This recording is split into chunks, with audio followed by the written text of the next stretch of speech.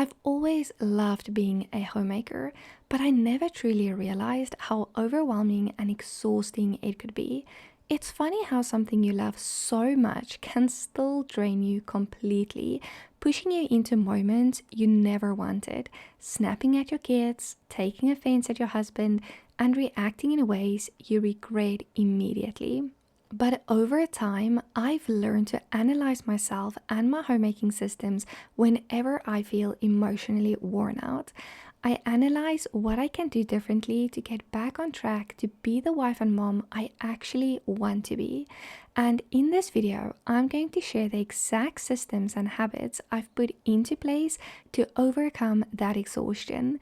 So stick around until the end because the second last habit might be the one secretly draining you the most. And the last habit I'm going to talk about, I know for a fact is the one you need to start doing today. If you are new here, my name is Julie and I help Christian wives who feel emotionally worn out to become joyful, free and whole again, even if your circumstances don't change. If you need this encouragement, I'd love for you to press that like and subscribe button to join this community. I want to encourage every wife watching this to set clear boundaries for your house chores. Unlike a 9 to 5 job, homemaking never ends. You never leave your home to go home. The work is always there, and it's easy to fall into the trap of thinking you can never really shut off.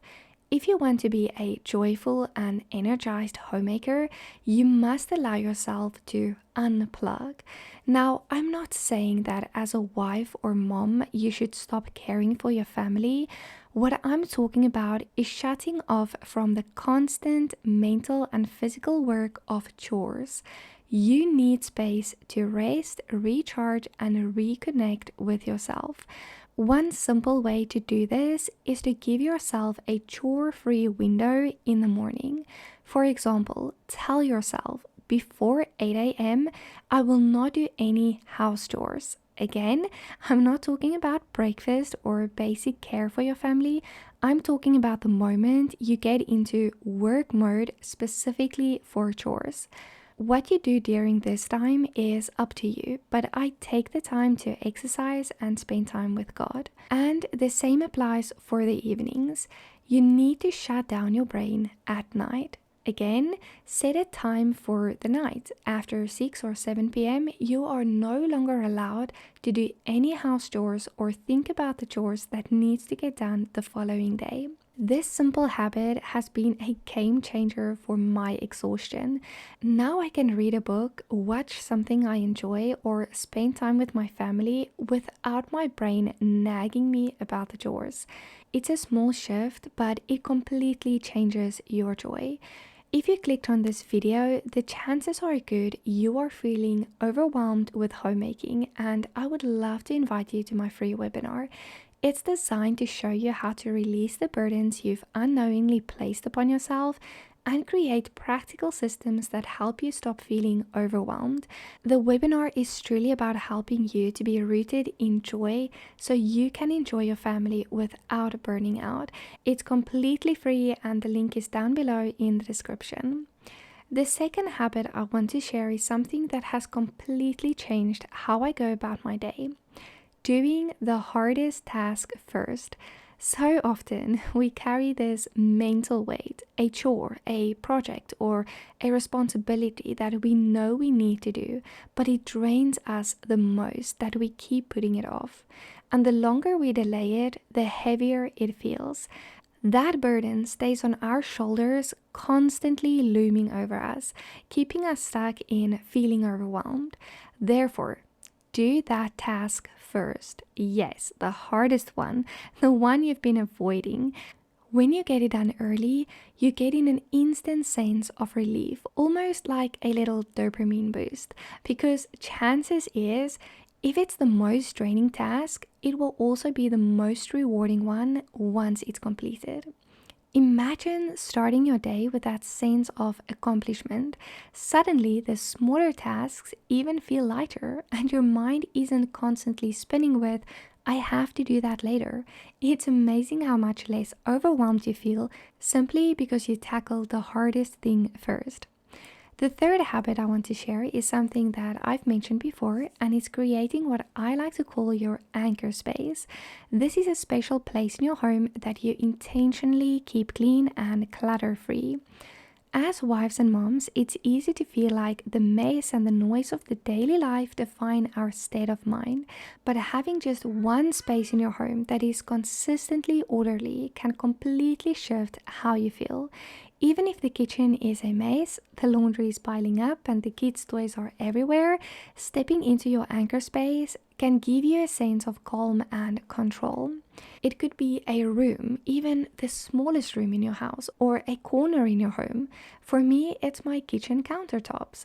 The key is that this space is always a breathing space for your mind to know that not the entire house is messy, as I know it can weigh us down to feel that way. So I always keep my kitchen countertops clean. The fourth habit I want to share is something I call theme days. This is the idea of assigning certain types of tasks to specific days of the week. For example, you might decide that Mondays are laundry days, Wednesdays are grocery shopping days, and Fridays are for deep cleaning. By doing this, you create a clear rhythm and structure for your week, which makes running your home so much easier. When you don't have a system like this, it's easy to feel scattered, trying to remember what needs to be done, and that mental clutter can leave you feeling overwhelmed and exhausted. But when you establish themed days, your week becomes predictable and manageable. You know exactly what's happening each day, and that structure gives you a sense of control and peace. The beauty of theme days is that it also trains your household to run more smoothly. Your family begins to anticipate the flow of the week. Laundry gets done on its day. Shopping is planned and focused, and chores are spaced out so nothing piles up unexpectedly. This simple habit reduces the mental load of trying to remember everything at once, and it allows you to focus on one type of task at a time, which is far less stressful and much more productive. And over time, theme days create a rhythm that keeps your home organized. It's a small shift in planning that makes a huge difference in the way your household functions. The fifth habit I want to share is something I call having a home menu. This is simply keeping a list of meals that you know how to make or that you've made before. Having this list is an absolute game changer for meal planning and running dinners smoothly. And I do this for lunches as well. Instead of scrolling endlessly for recipes every week, you can just look at your list and plan based on meals you already know how to cook. It takes the guesswork and stress out of meal prep, and it saves so much mental energy. You'll know exactly what to cook, and you use those meals to rotate to keep things fresh without feeling overwhelmed. One thing I love to do is making little notes next to each meal, for example, how much my husband or son enjoyed it, and that way I know which meals are favorites and can plan them strategically, especially on busy days when I want something quick, easy, and guaranteed to please everyone. Now, the next one is the second last habit, the one I said that might actually be draining you the most, and that is assuming your child can't do something and continuing to help them even when they're actually capable of doing it on their own. Or sometimes we don't assign them any responsibilities because we think they're too young, or it might be that this is something that never occurred to you or that you've never thought of. So let me give you an example.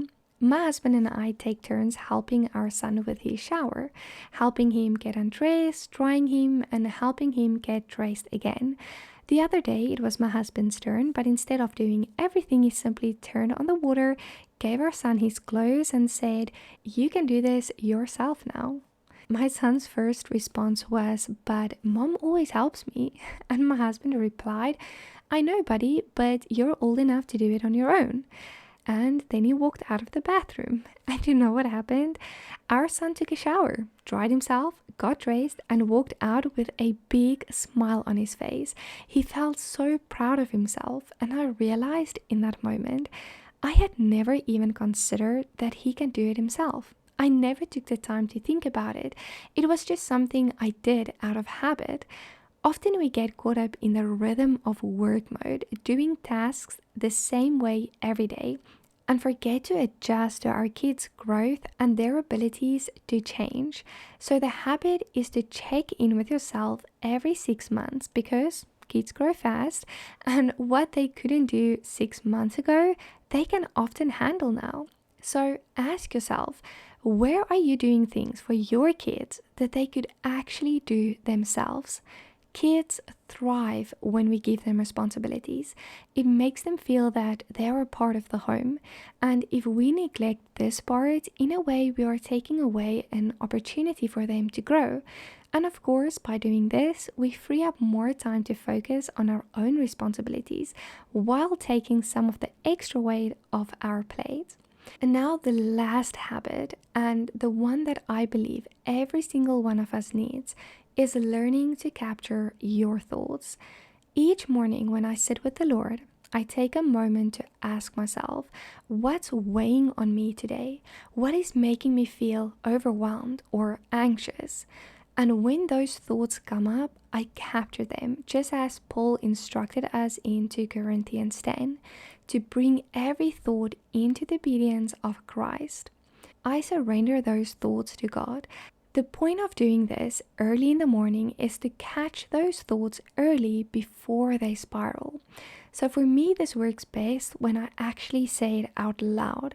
Starting the day this way helps clear your mind and sets the tone of peace instead of overwhelm. Now, this isn't optional. If you want to walk in freedom and strength as a wife and mother, capturing your thoughts must become a daily habit. And I really want to emphasize this. It's not a one-time thing. Whenever those thoughts come up again during the day, immediately capture them again and release it to God. Now, the key thing about this is to actually replace them with truth, meaning take scripture from the Bible and pray them over yourselves. This practice is replacing that rebellious thoughts with truth. When you begin living out these habits, your days won't suddenly be perfect, but you will be steadier. It doesn't remove the chaos around you, but it gives you the strength to handle it with grace. Please let me know in the comments below which habit resonated with you the most. I would love to know. And if you're craving even more tools to release the overwhelm and freedom in your marriage and motherhood, I want to personally invite you to my free webinar. In it, I'll share my story and the exact steps I used to help me go from exhaustion and resentful to joyful and at peace in my role as a wife and mom.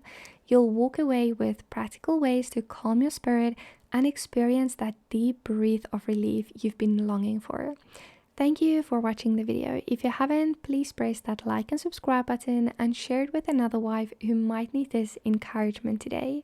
May you have a blessed day.